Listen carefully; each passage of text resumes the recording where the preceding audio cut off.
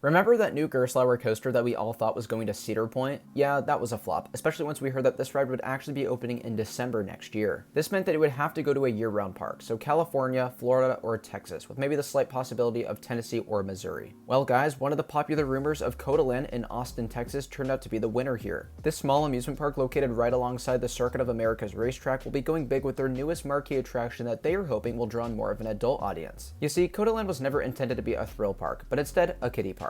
After the addition of many small-scale flat rides and kiddie coasters throughout 2020 and 2021, the park thought to themselves, wait a minute. So many adults and teenagers are drawn into our premises for our world-famous racetracks, but there isn't a single ride here that can cater to that audience. Introduce Palindrome, a name referring to forwards and backwards, in this case revolving around the style of a ride that this new infinity coaster will be. The ride will be opening in December, right when the big F1 2022 racing event will be happening at Circuit of Americas. I think this is a perfect move for them, especially with weather conditions that allow for it, so here's to hoping that it goes over really well. Now talking a bit more about the ride, Palindrome will have some very unique elements. The ride isn't necessarily huge in scale, but Gerstlauer got really creative with what the park was trying to feature on this new coaster. So let's break down the layout in order to talk about some of these key features. Riders will begin by taking a right-hand turn out of the station before one of Gerstlauer's signature elements, a vertical lift hill. This will rise 95 feet in the air, meaning Palindrome will be one of the shortest infinity coasters and the very shortest located outdoors. But if we've learned anything about Gerstlauer, we all know that they can pull off some pretty crazy stuff with a short height. Just look at Mystic at Walibi-Rhône Alps in France, which stands 101 feet, or more impressively Smiler at Alton Towers, which was built below that park's tree line. Trust me, just because this won't be a very tall ride does not mean it won't pack a punch. Once riders disengage with the lift hill, you'll plummet down a near vertical twisted drop, again similar to what you see on Mystic at Walibi-Rhône Alps in France. Then you'll breeze over a turntable switch track, which we'll talk about a bit more later. The first element in the main course will be this inverted stall. Think of it as an elongated cutback, which will take riders over the main road to get into the park. I know Cotaland originally drew inspiration to Ravine Flyer 2 at Waldemar, which, take it from a guy who's ridden that thing, that over-the-road dynamic is a brilliant visual. This will make Palindrome the first steel coaster in North America to do this, and the fact that it's an inversion makes it really cool too. Following this is a wall stall to the right that looks like it could offer some really good airtime going forwards. Then comes a fast-paced roll before my most anticipated part of the coaster. I've hinted in this video that this will be a shuttle coaster, meaning it will travel forwards and backwards through its layout, but the way it does this is so awesome. Riders will shoot up a vertical spike with a legitimate airtime hill worked into it. Gerstlauer and Cotaland are dubbing this a first-of-its-kind vertical hop stall, which is a pretty fitting name in my opinion. Now, even if you don't get airtime here, which you still might, this is going to feel incredibly bizarre. I look at something like Wicked at Lagoon, which has a vertical launch on its spike, and that actually gives airtime, so I can't imagine how wonky this will feel. After rolling back this spike, riders traverse all elements in reverse order, starting with the roll, the wall stall, the inverting stall, and I'm sure all of these will offer crazy hang time with how slow you're projected to take them. Once you've made it back to the bottom of the drop, aka the turntable switchback, you'll be redirected into the station building, concluding your 2,080 feet of track traversed in Palindrome. I really am impressed with Cotaland's decision to build such a unique ride, and I can't wait to head down to Austin, Texas to check it out. I know with this and Dr. Diabolical opening at Fiesta, Texas next year, a lot of coaster enthusiasts will probably be making a trip to Texas very soon. But with that, I hope you all enjoyed today's analysis video. Let me know down in the comments what you think of this new Gerstlauer Infinity coaster coming to Cotaland in Texas for the 2022 season. Also, if you could do me the favor of liking this video and subscribing down below, that would mean the world to me. Last thing I'll say is that for those of you interested, I will be playing a POV video of Palindrome in just a second so that you can get one final look at the ride from a unique perspective. Thank you all so much for watching today's video, and I'll see you very soon. Bye guys.